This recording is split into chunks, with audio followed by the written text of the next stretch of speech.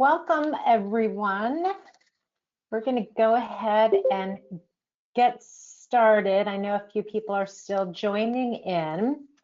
Thank you for joining us today for our Strategies for Effective Elementary Math Intervention webinar. It's a lot. My name is Tori Volk, and I'm a former middle school math teacher.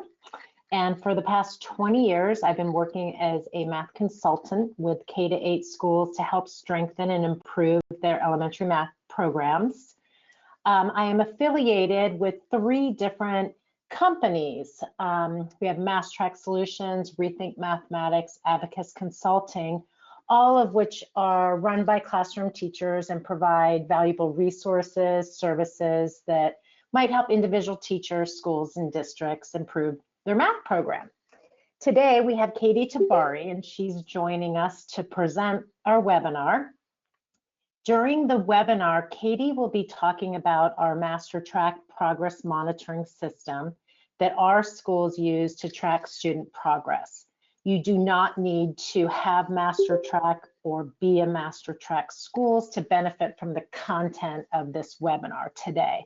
You will want to have some type of system, though, in place to track your students' progress. Before Katie gets started, a little information about the presentation today. During the presentation, a reminder to please keep your audio muted. Katie will be sending the PowerPoint presentation to everyone via email after the presentation. If you have any questions or items that you want to discuss during our discussion time, which will be at the end, please type them in the chat box as you go, and just kind of so we can kind of track what kind of discussions that we might want to have after the webinar. And then after the presentation, both Katie and I will be available to answer any additional questions as needed. Welcome, Katie Tabari. Thank you, Tori. So my name is Katie Tabari. I am a former classroom teacher, former math interventionist, and math coach. I have been working independently supporting schools with elementary math instruction for about 5 years now, and some of that work I do with Tori, and some of it I do on my own. But Tori and I do a lot of work together supporting schools with elementary math. And so let's go ahead and get started. So today we're going to be talking about just some strategies for effective elementary math intervention. We're going to be looking at how we can really focus this work and build out a structure for identifying student learning needs. We're going to be looking at how to respond to student learning needs. We're going to dig more deeply into that portion of the presentation. And as we do that, we'll also work through an example, a sort of concrete example to kind of help clarify that work. Of course, however, none of this is exhaustive. We are just really simply sharing with you here today some of the things that have worked really well for us in our schools.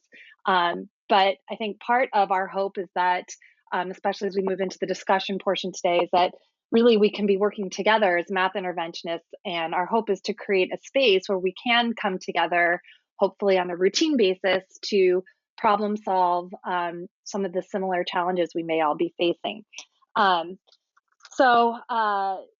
Take from this what works for you, and feel free to ignore those portions that don't, and we'll have hopefully lots of opportunity to discuss all of this together at the end of the presentation.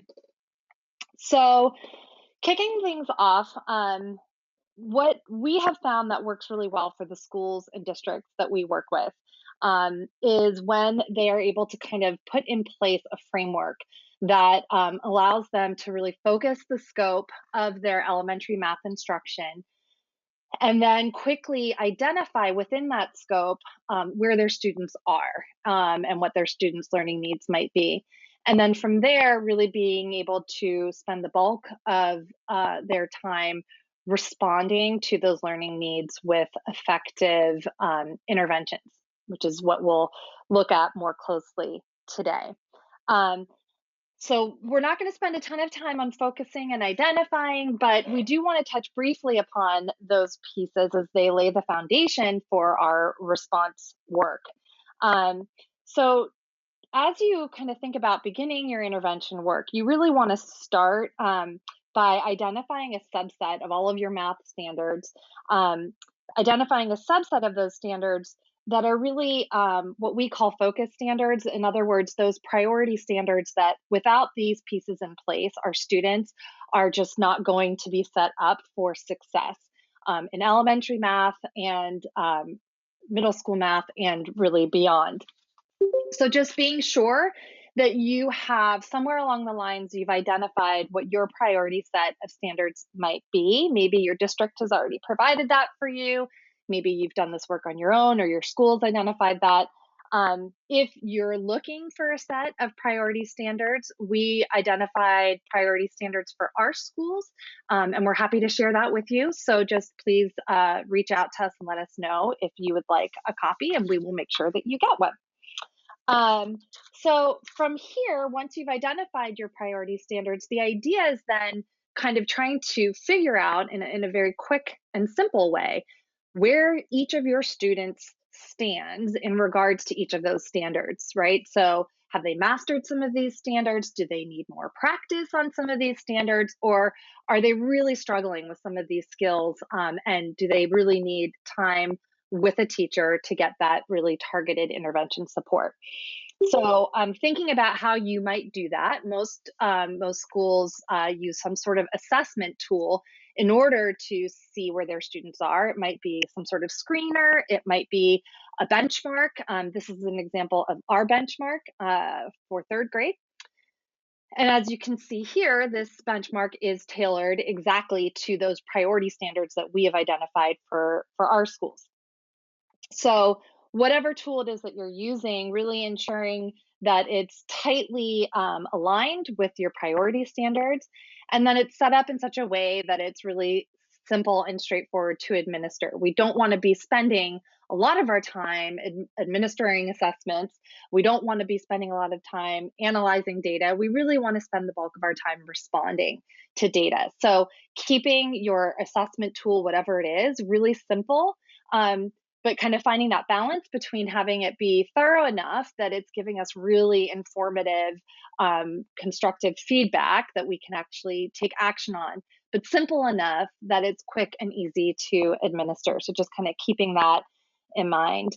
And keeping it really simple in terms of grading. So we recommend just a simple 3-point kind of standards based approach where a 3 in our world, a 3 would indicate that a student is meeting standard on a particular skill. A 2 would indicate that a student needs practice on a particular skill, and a 1 indicating that a student really needs that targeted intervention support on that standard or skill.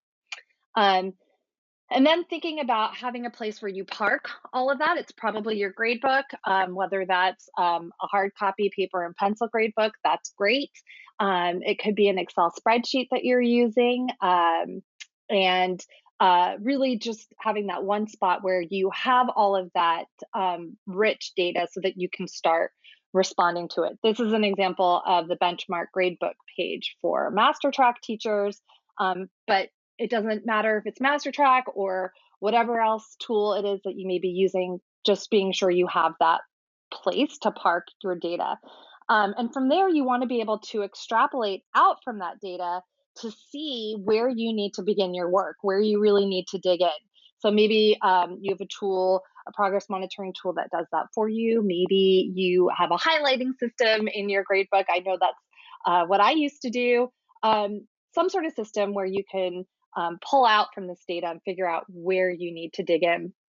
And that could be kind of at the individual level. This is a sample MasterTrack individual report, but it could just be your own notes where you're able to see from your gradebook kind of where your students are individually in regards to those priority standards. And then being able to see that kind of class wide. So if you're using Excel, being able to kind of use highlighting to really make it pop out for you so that you can really spend less time analyzing the data and dig into where your students need your support. This is a sample master track class-wide report. You can see here that in red is automatically highlighted for you those students who are really, really struggling. So that's probably where you're going to want to prioritize your intervention work. And when you can look at your data this way, from a class-wide perspective, you can really start to see trends, which is really helpful in terms of prioritizing your work. So in this example, you can see here this class has quite a few students who are struggling with comparing 3-digit numbers. So maybe that's where you're going to want to focus your energy as you kick off your intervention work. And that's kind of the example we're going to run through today as I work through these various pieces of intervention.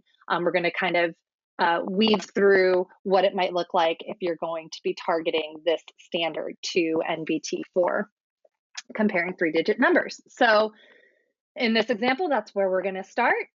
And so from there, you want to start thinking about how you're going to respond to those students' learning needs on that standard. Most typically, people are doing that in intervention work. They're doing that through small groups. Maybe you're a classroom teacher and you're working in those small groups at some point during your week and kind of building that into your schedule. Maybe you're an interventionist and you're identifying your small groups from that perspective. But the point is to really be able to quickly identify who you're going to be working with and what skill they need to work on. And once you kind of have that all in place, you're then ready to begin to respond to your students' learning needs. So again, in our example, we have identified a small group of students who need to work on comparing numbers. And depending on whether you're in person or whether you're in distance learning, the work is largely the same. Either you're pulling a small group in your classroom, maybe to your kidney table, whatever that might be, or you're pulling a small group in distance learning, maybe through Zoom or whatever online learning platform you have in place. But the key is knowing who you're working with and what your target standard is. So what standard you're working on. So with that in mind, as you begin to prepare to respond, thinking about that target standard, we really want to begin our work by understanding where that target standard lives, kind of nested in those skill progressions that we see throughout the Common Core standards, those threads.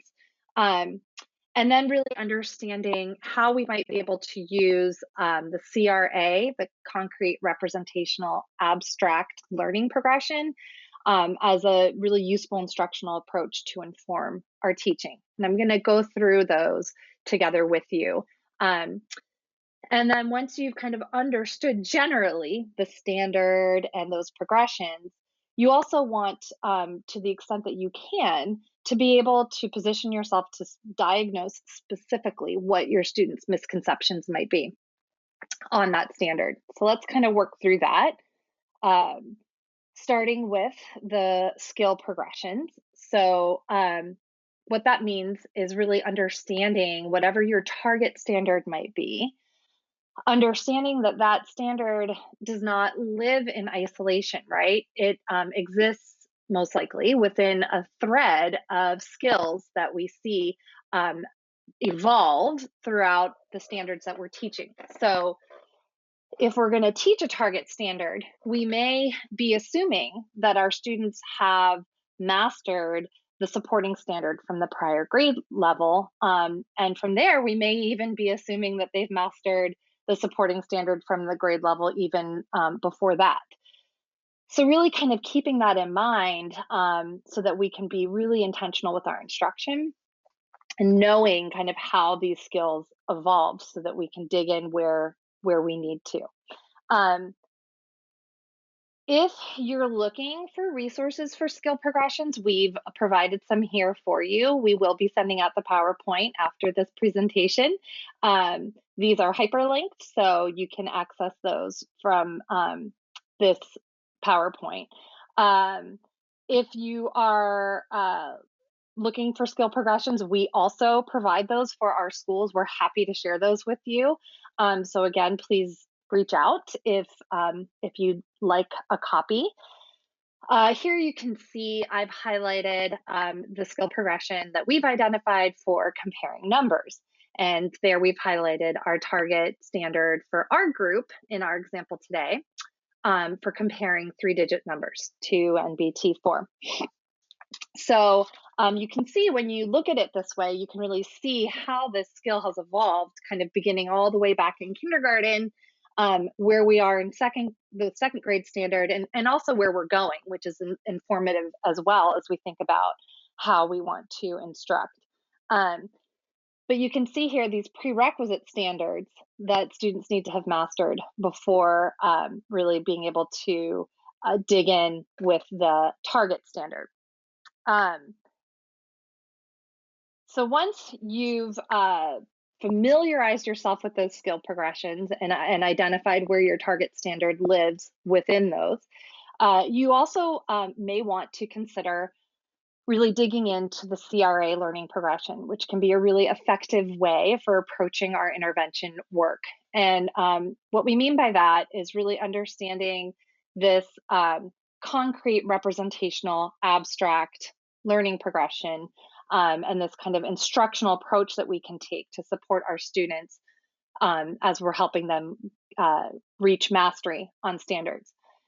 So what that really looks like is starting by having our students do the math in a concrete way at the beginning, at the outset. So having them work with manipulatives as they are doing the math that it is that you're working on. So it might be that you're using counters or base 10 blocks or Unifix cubes. But really having the students doing the math in a very tangible way. So this is often also referred to as the doing stage. And then moving from there into the representational stage. So working with our students to kind of lead them along from that concrete manipulatives work, and then starting to transfer that onto paper and pencil, and having them essentially be able to represent that concrete work, but now on paper by drawing representation. So representing the base 10 blocks, representing the counters or whatever it is that you're working with in a pictorial kind of fashion. This is also sometimes referred to as the CPA, the concrete pictorial to abstract progression. So if you hear that, it's the same idea. And then this representational phase is often referred to as the seeing phase, right? Because they're really seeing visually a representation of the work that we're doing. And then moving from there into the abstract. And that's when they begin just really using symbols to represent the math, often referred to as the symbolic phase. If you're not super familiar with the CRA instructional approach, I've laid forth some examples here for you, some pretty basic examples. Here's one for counting and cardinality.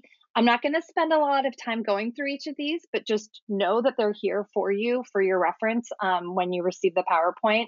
And if you ever want to talk to us about what the CRA progression might look like for a particular skill or standard, please feel free to reach out.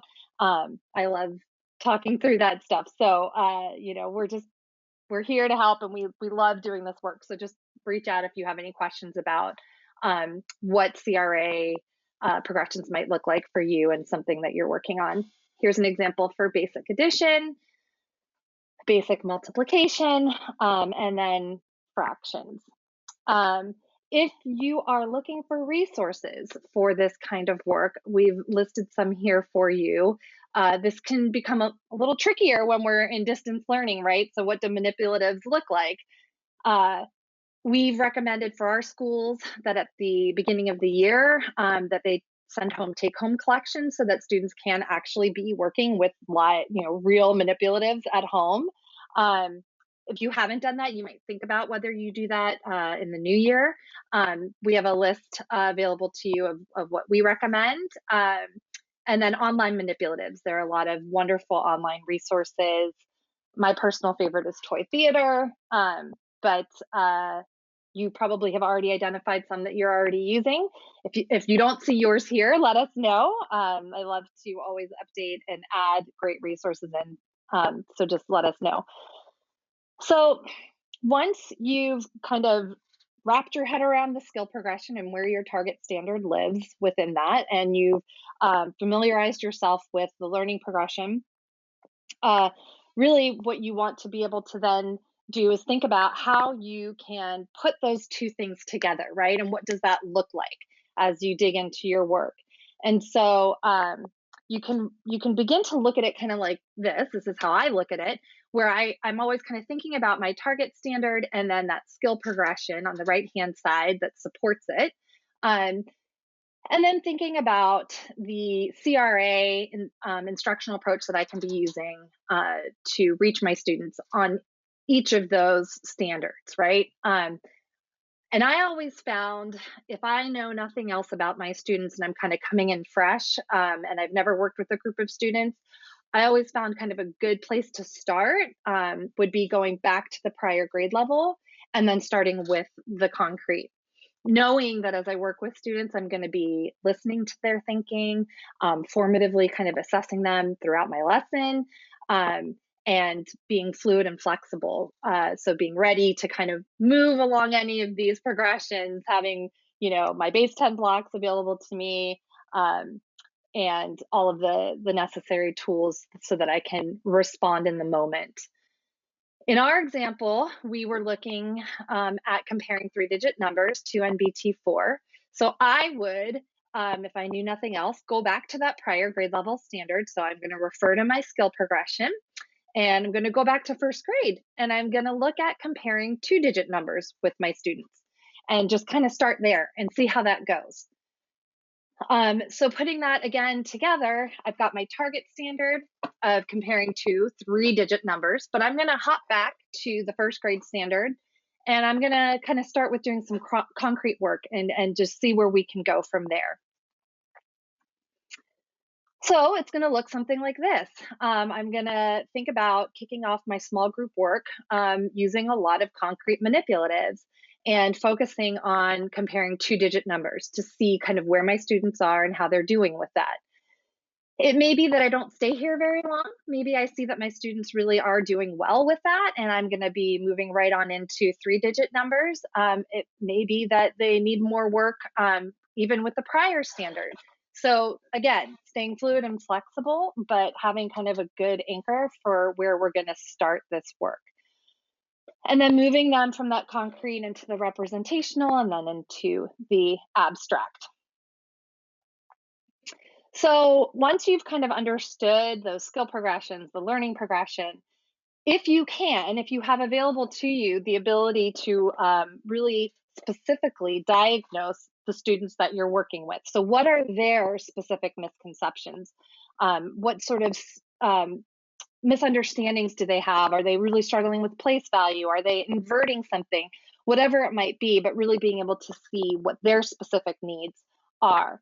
So really the best way for us to do that is to be able to see their work and see their math thinking. So you can see in today's world, this in this current time that we're living in, that might look like paper and pencil assessments that you're doing in the classroom if you're in person. It might look like paper and pencil assessments that students are doing at home if you're sending homework packets. It might be that you're seeing student work through paper and pencil work that they're doing at home and that they're just kind of revealing to you through their camera during small online group instruction. It might be that you've discovered some great tool. There are a whole host of amazing tools out there now that I think all of us have scrambled to get up to speed on. I know Whiteboard FI is really popular with a lot of teachers. Seesaw is a great tool for being able to see student work and hearing their thinking if they can record. So thinking about all those ways that you can really see their math thinking and the work that they're doing. Also thinking about ways that you can be sure that you can hear their thinking, right? So providing lots of opportunities for students to be sharing out how they're thinking about the math. That could be in the classroom through number talks. It could be in small online groups that you're hosting. Maybe you're doing number talks and recording your students' thinking and then making that visible to all so that you can have some really rich talks around that. But all of these being a really great tool for you to be gathering that feedback to inform your instruction, to understand very specifically what their misconceptions might be on a particular skill or standard. So once you've kind of checked all those boxes, you're ready now to begin responding to your students' learning needs and really dig in with your teaching. Most commonly for our schools, that's happening through small group instruction, either in distance learning or in the classroom. And so we'll just touch briefly upon what this might look like in terms of teaching structures. So, kind of thinking back to our example from today, I've identified my small group. We are going to be using manipulatives. We are going to be starting off with comparing two-digit numbers, right? So I've kind of got my broad sense of what it is that I'm going to be doing, but then how am I going to structure my teaching? So I really love using gradual release as a teaching structure for intervention work because it really provides that scaffolded support. So I might think about starting my lesson by modeling how I'm going to be comparing two-digit numbers using my manipulatives. And then I'm going to build in some time for us to do that together as a group. And then building in some time at the end where maybe I have each student work on a particular problem themselves while we're together during that small group so I can observe them working with the manipulatives. Maybe I'm going to do an error analysis. I think those are really fun where I work through a problem in front of them and I intentionally do it wrong, which they think is pretty funny. And they call me out, and that's wrong, Miss Tabari. And I say, okay, well, then tell me why and teach me. And then they kind of go through doing the work using their manipulatives, and we kind of go through a series of problems in that kind of fashion. Lots of other great ideas for teaching structures. I love doing video reviews. There's so many wonderful videos out there, Khan Academy, even more resources now than ever before with distance learning. So maybe finding a really great video, but making it super interactive. So having intentional stopping points, talking through what we're seeing, working through it with our own manipulatives, that kind of thing. Also, remembering to kind of keep all of this really engaging and fun. So finding opportunities for games and activities and number sense activities.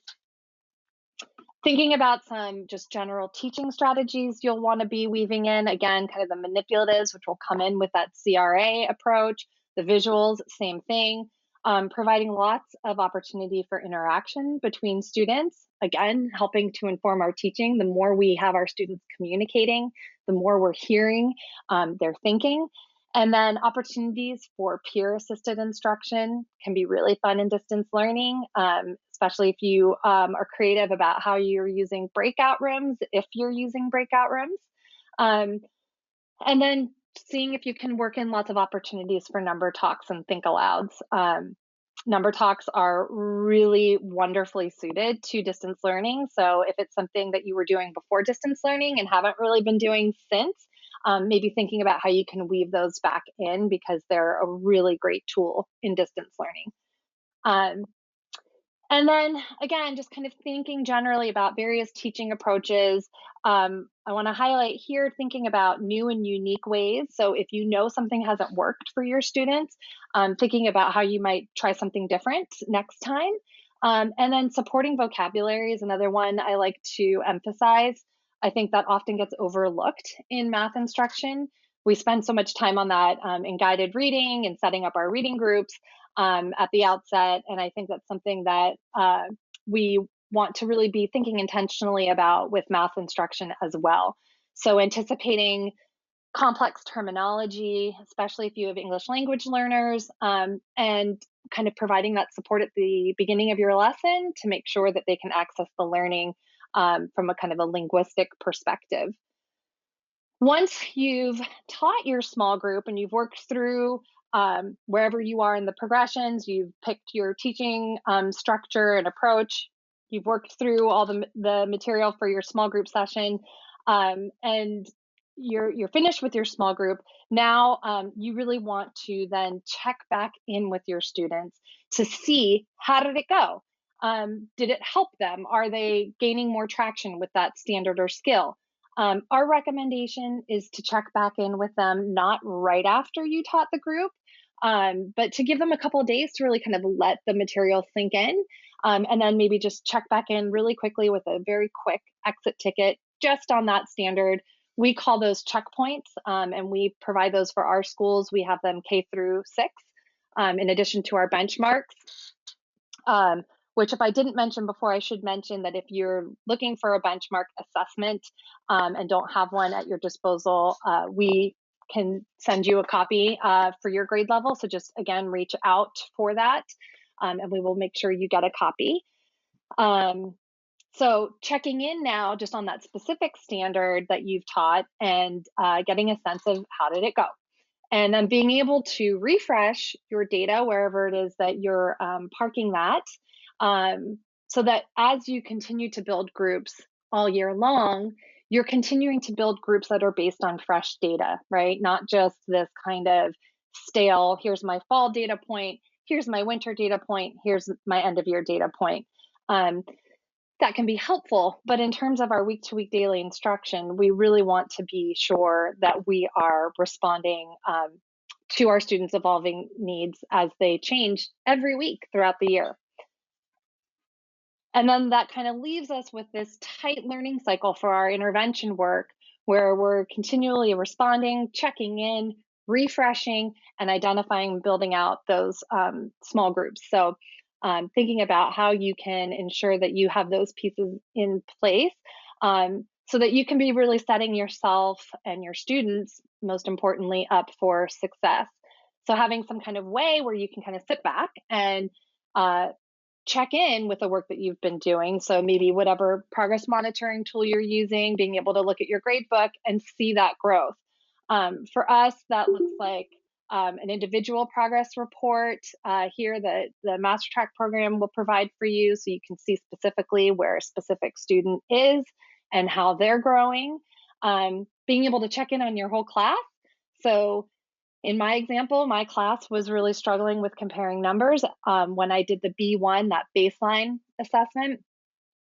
And I've been working all fall, really working hard with those small groups. I've been doing some whole class work. I've been working with some individuals, really trying to tackle that standard. And you can see here, I can access my class growth report and see that I've moved 87% of my students now to meeting mastery on that standard. So being able to kind of see that, celebrate it, and then being able to check in on standards kind of grade wide throughout your whole class and see what good growth you've been hopefully able to achieve over the course of the year. So that's kind of it for my portion of the presentation. I'm going to turn things over to Tori. However, I will be sticking around here to be part of the discussion portion, and I'm happy to answer any questions you have on the content that I just covered. Awesome. Thank you so much, Katie. There are a couple questions that we wanted to go over. We wanted to see the assessment in detail, kind of what the students see and how does that work as far as the short formative assessments that make up the benchmark, but also the follow-up assessments.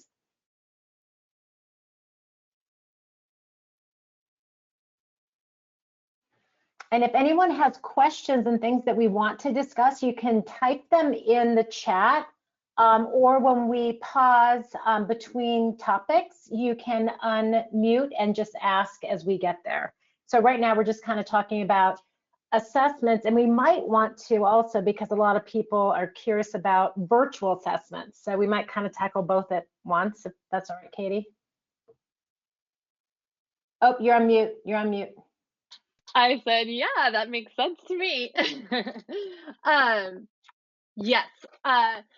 So the question about the benchmark, so I've gone back to that slide for your reference. So this is an example of what the teacher would see, right? So for our benchmark, we provide kind of instructions. There's additional pages of instructions and how to grade.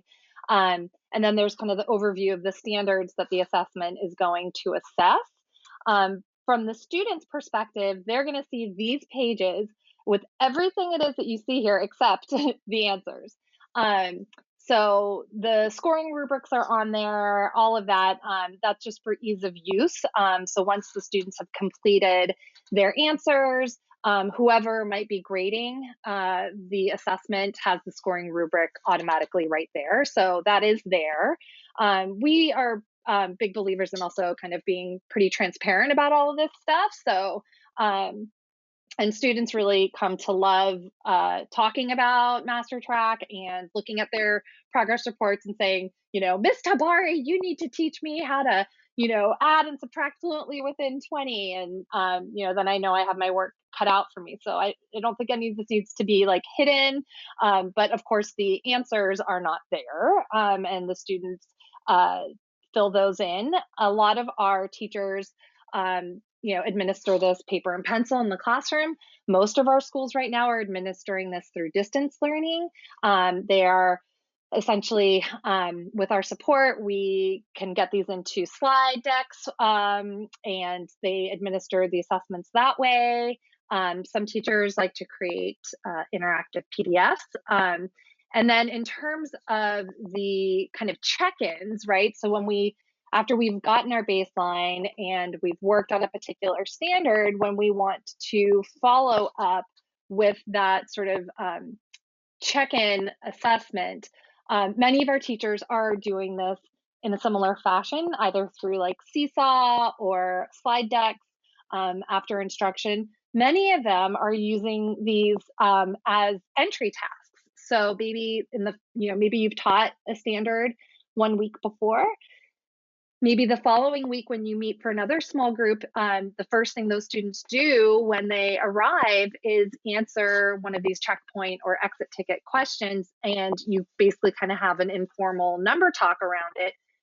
You are kind of in the background able to then kind of quickly assess. A lot of our teachers are using paper and pencil. We have a tracking sheet for that purpose where you can just kind of mark down where you're seeing your student. Tori?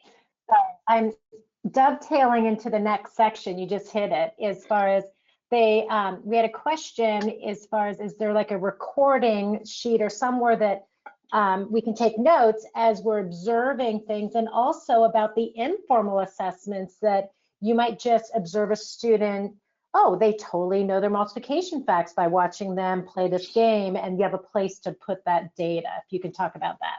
Yeah, so we have a recording sheet for teachers to use as an alternative. So if you're during small groups or even in the classroom, a lot of teachers will just have a clipboard. And if you're doing a number talk and you're noticing that a student appears to have mastered a particular standard, or alternatively is really struggling, an easy place for you to kind of quickly mark that down as you're kind of in the moment, real time. And then just when you're next in front of your computer, being able to add that into whatever gradebook tool that it is that you're using, or into your MasterTrack gradebook page. So yeah, I think, does that kind of address what you were asking? Exactly. Nope, that does. Are there any other questions that people want to, or topics that people want to discuss before we close our webinar today? I haven't had a chance to look at the comments. Okay, I see that. Braining Camp is another great resource for digital manipulatives. So if you didn't see that in the chat box, I'm going to add that to my list. And the Didax. Okay. Above it is also another one as well. Does anybody else have any kind of favorite resources that they're really leaning on right now this year that they want to share? So one of the things, I work in the Dallas area, and one of the things that our teachers have really loved is ClassKick. I'm not sure if you're familiar with that one, A lot of teachers love it just because you can give immediate feedback on it. So when you think of terms of assessment or student work, it may be another aspect to look at, because you can incorporate virtual manipulatives in that as well, but it has the audio and the videos that you can upload all in one platform. And so you can see all students at once, and students can also interact and help each other, but students don't necessarily see who they're helping because it's anonymous to them, but as the teacher you can see it. So that's another free resource that our teachers have really loved. Awesome. Yeah, I and wanna I like check that that out. Seesaw is also free resource, which I think is great. I like free. Yeah. I love that they can help each other, but they don't know who they're helping. That's fun. Exactly. Katie, can we go to our last closing slide, just because I know it's that time and I want to get it in. And then if people want to linger around, we can chat a little bit after, but just so we officially. So first of all, thank you all for being here. I wanted to make sure that I share the resources and services, and a lot of them free, our favorite word, that we offer that may be beneficial to your in-math intervention this year. We have, as Katie mentioned, our focus priority standards for K to 6. We can kind of send you what we are focused on. We have our beginning, middle, and end of year benchmark assessments, as well as our bank of follow-up checkpoint assessments. We have our progression documents to help target your intervention response. We also have our awesome elementary math learning resource exchange on Facebook that really allows everyone to kind of gather together in a collaborative way and share. And then we also have, of course, our MasterTrack progress monitoring system. And if you are interested in learning more about that, we have our website, mastertracksolutions.com, or you can email us directly if you think that you might want any of our resources that we have.